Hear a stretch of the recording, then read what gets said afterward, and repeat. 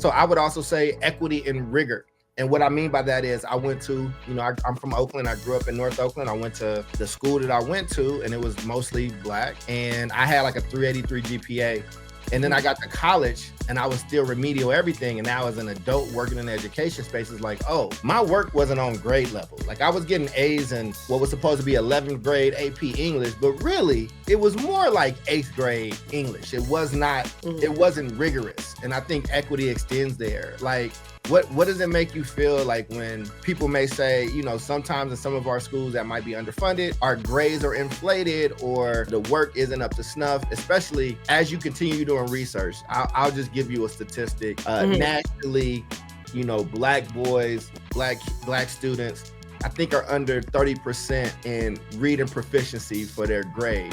That means 70% or plus are not reading on grade level. So, when you hear statistics like that, one, what does that make you feel? But two, how do you think we should be attacking it? First, for how it makes me feel, I think there's a big divide, or the way people have sought to approach these things have always been very, I don't want to say aggressive, but they haven't been hitting the head on the nail.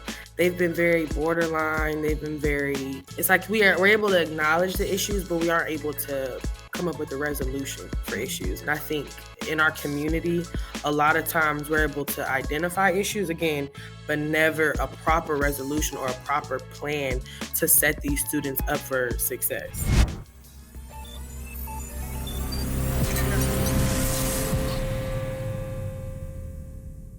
Welcome back to another episode of the Agentic Show, and we have another interview with one of our incredible fellows. I'm so excited for y'all to meet Mariah, and she's going to give you a much better introduction than what I'm giving right now, but I'm just really excited for you all to hear from her. I'm very proud of her. She is a senior at Grambling. She has majored in sociology, and she about to get up out of there. So I can't wait for you to hear her insight, her thoughtfulness, the topic she wants to talk about, and learn a little bit more about her academic journey. So with no further ado, ladies and gentlemen, let me welcome Miss Mariah Engrum to the stage. How you doing today, Mariah? I'm good. How are you? I'm doing well. So I didn't do your intro justice. So why don't you just tell us a little bit more about who you are, and what brought you to Energy Converters and the first national cohort we've ever had? So yeah, my name is Mariah Engrum. I'm a senior sociology major from Houston, Texas. I currently attend the Grambling State University. I have a concentration in behavioral health. I have a real passion for behavioral health, special needs, special education, and also bringing about representation in our communities in regards to education. That's what's up. Well, thank you so much. And what brought you to Energy Converters? Again, you're part of our first national cohort. We're so lucky to have you. Hopefully we're doing well by you thus far. But what brought you here, and what's been your experience so far? Yes. So actually, I had an internship around 2 summers ago with her name was Taisha, and I kept in contact with her, and she sent me the link for Energy Converters, the website. And we were talking and stuff like that. And she was saying, this would be something good for you to do, or something that would bring a positive change. And of course, I did my own research, and I looked at the website, I looked at the social media, and I said, yeah, I really do like this. And she told me about the national cohort. And I got to do more of my own research, and I applied and I got accepted, which I'm very grateful for, because it's opened so many doors for me, so many opportunities, and to be able to collaborate with like-minded people in such a field and to be a part of such opportunities has really been amazing for me. And the Energy Converters first national cohort is such a great thing, and I'm always excited to tell people about it and stuff like that. So I'm very proud to be a part of it. Well, that makes me feel really good. And, this is one of these that we've done, but we're going to do more. And as we do more, we're going to lean more on the research that you've done and things like that. But we're just going to have some introductory conversations today. And one of the things you told me that you cared about was representation in education. So, why is it important to have representation in education from your standpoint? I think representation in education can mean an umbrella of things. especially when it comes to from a student perspective. Me being at the end of my degree plan, at the end of my curriculum, and going to a historically black college has definitely shaped my perspective and how I see other students and how I see, the matriculation of, I guess, students who may have a lack of representation where they're coming from, if that makes sense. Mhm. So to be able to know that you share a cultural background or maybe an experience or somebody from a marginalized community coming in and being that representation, and it may boost self-esteem, but it also helps with academic achievement. Being able to know that there's people that look like me that have gone and done things and gained experience gives a lot of hope, and it matters a lot to me because I needed to see that representation for me to be able to get so far. Well, I like that. I like that how you answered. And when we do this in the future, you're gonna cite some of those sources. Now, Mhm. obviously, I believe that I actually have a whole report that I've published that talks about this, even from the Mhm. HBCU standpoint. I need to share it Mhm. with you just for yourself. But I will play a little bit of devil's advocate here, just because we can have a fruitful conversation. So, Mhm. um, so if there's more representation in education, are you saying that education as a whole is going to improve? Is that going to fix all these gaping issues that Black people might have been facing, or poor people may have been facing later on? Like what? How much of an impact do you think that that's going to have? Because I'm saying this as somebody who's worked in. I went to schools that had uh, not a lot of Black representation, but I've also been to some bad schools that had nothing but Black educators and students and things like Mhm. that, and it still wasn't necessarily up to snuff. So, we know what I personally believe, but as Mhm. people are listening in, what case would you make around the need for this? Yeah, that makes sense. And that's a valid perspective, too. I think representation promotes cultural awareness. If Mhm. we're going to be in these spaces and we're going to be, surrounded by different people, we have to acknowledge the different experiences and the different backgrounds around us. And I think being able to, have such representation, as I said before, it gives you an insight on possibility. It Mhm. makes you understand that, you know, diversity is alive, it's around us, and it becomes more inclusive.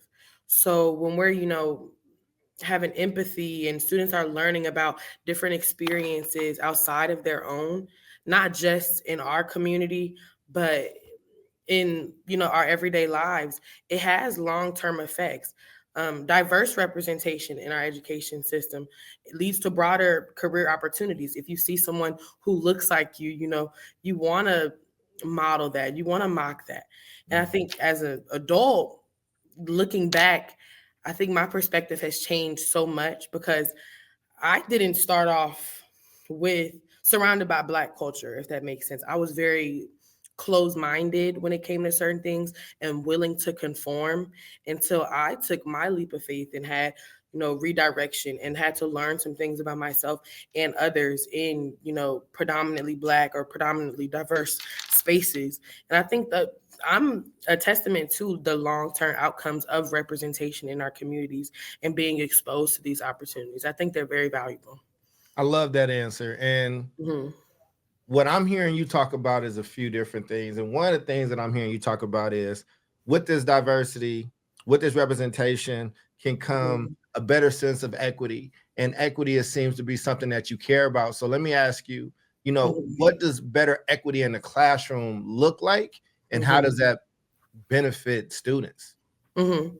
So yeah, equity in classrooms is very important. I think equity goes above equality in that sense because you're creating an environment where all students have access to resources where they can succeed, regardless of their background, where you come from, what's going on before you come to school or when you leave school. Being able to be equal in this sense in the classroom and then receive the same resources, time, acknowledgement, even these things benefit the students in the long term. So yeah, I believe deeply in that too. All right. Well, let's push. Let's have this conversation, because I Mhm. agree with you. And I think when we talk about equity in education, like, I believe in equity across the board Mhm. in that way. So I would also say equity in rigor. And what I mean by that is, I went to, I'm from Oakland. I grew up in North Oakland. I went to the school that I went to, and it was mostly Black. and I had like a 383 GPA. And then I got to college and I was still remedial everything. And now as an adult working in the education space, it's like, oh, my work wasn't on grade level. Like I was getting A's in what was supposed to be 11th grade AP English, but really it was more like 8th grade English. It was not, it wasn't rigorous. And I think equity extends there. Like what does it make you feel like when people may say, you know, sometimes in some of our schools that might be underfunded, our grades are inflated or the work isn't up to snuff, especially as you continue doing research. I'll just give you a statistic. Nationally, you know, Black boys, black students, I think are under 30% in reading proficiency for their grade. Like, you know, that means 70% or plus are not reading on grade level. So, you know, when you hear statistics like that, one, what does that make you feel? But two, how do you think we should be attacking it? That's good. First, for how it makes me feel, I think there's a big divide as of now, and the approaches that have been attempted, I guess you could say, or the way people have sought to approach these things have always been very, I don't want to say aggressive, but they haven't been hitting the head on the nail.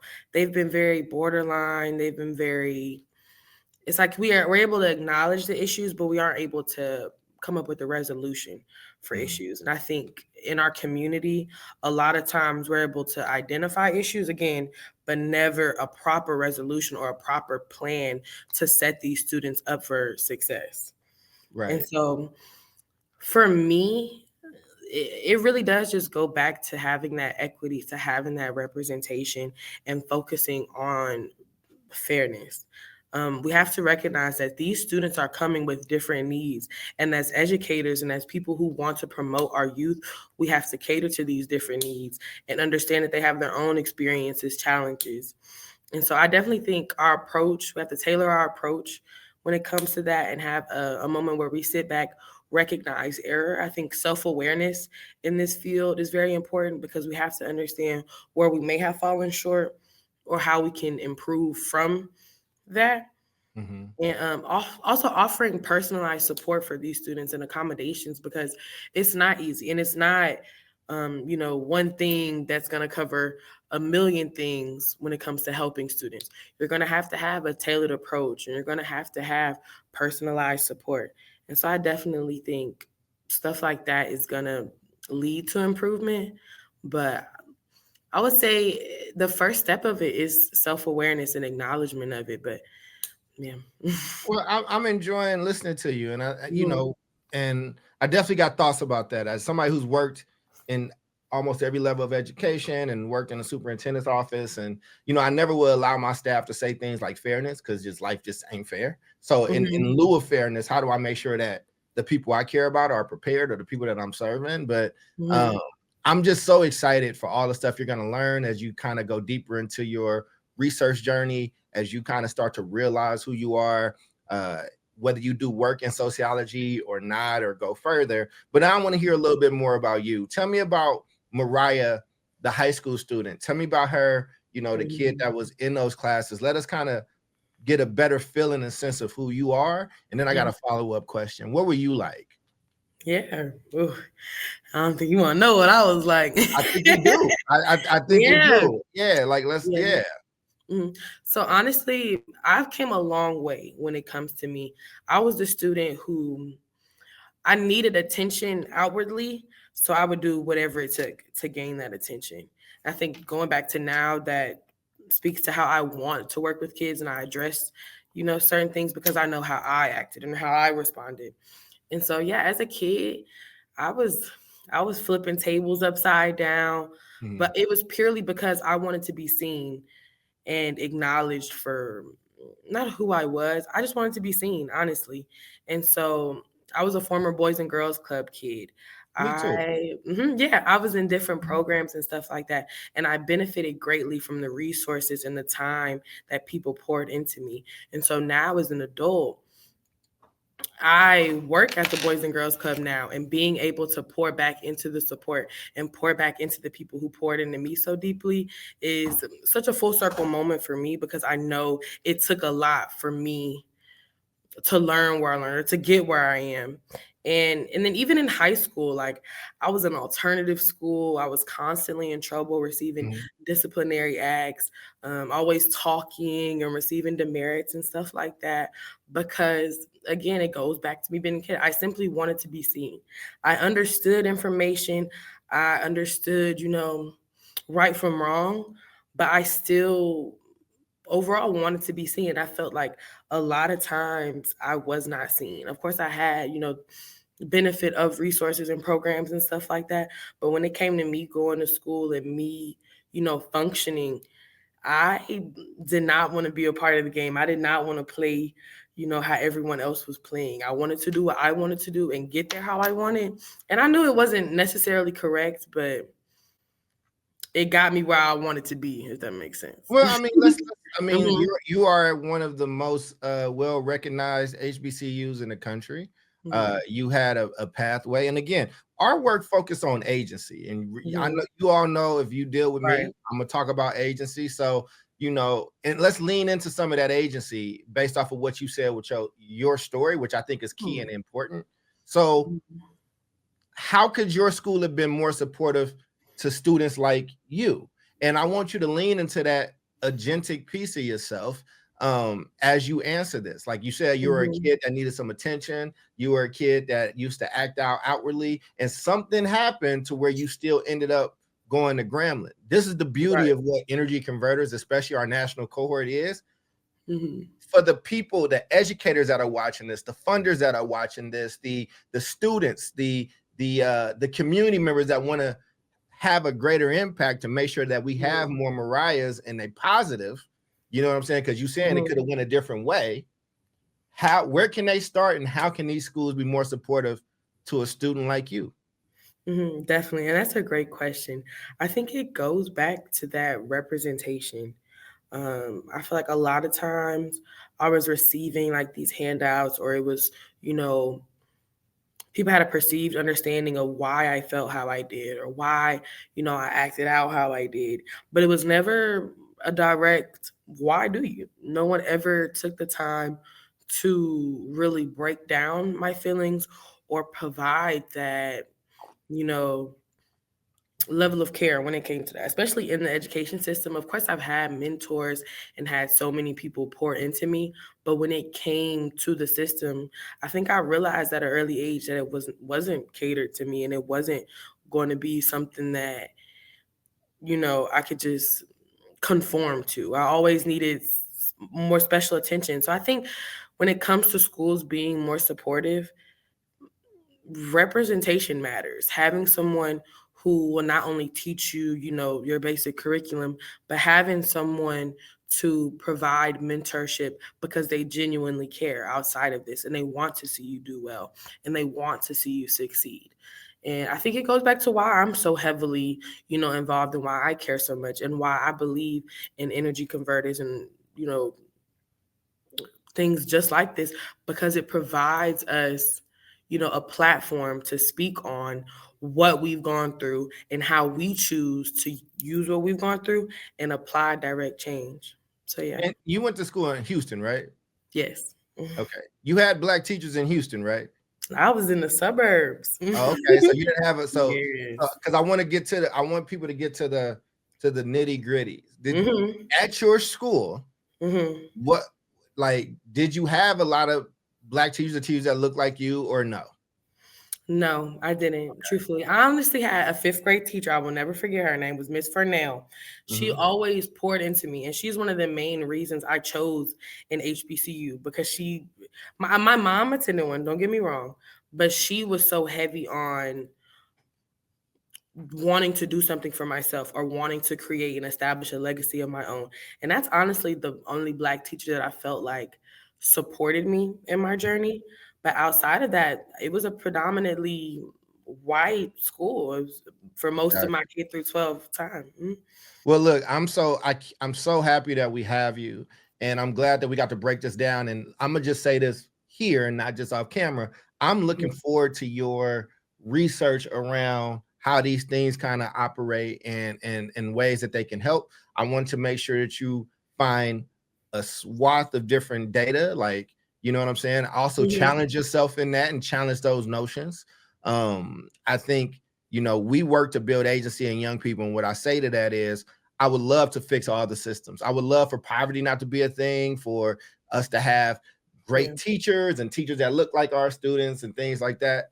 But in reality, that might not be happening on Monday. So as we leave, in your final thought, if somebody is in a similar situation as Mariah and don't have those things there, but there's something deep inside of them, tell me how they can exercise their sense of agency to make the flip from where Mariah went from, quote unquote, not my words, yours, problem child, to somebody who is about to graduate from a prestigious HBCU with a sociology degree and is now doing research to actually improve education across the board. Help them cross the gap between the version of you that was on one path to now this other version of you who is set up to start her own energy converters in 10 years from now. That's a good question. Thank you for that also. It's the one thing I do. I should be able to do this part well. I don't do nothing else. Go ahead. So yeah, I think for me, my journey, it started with self-awareness.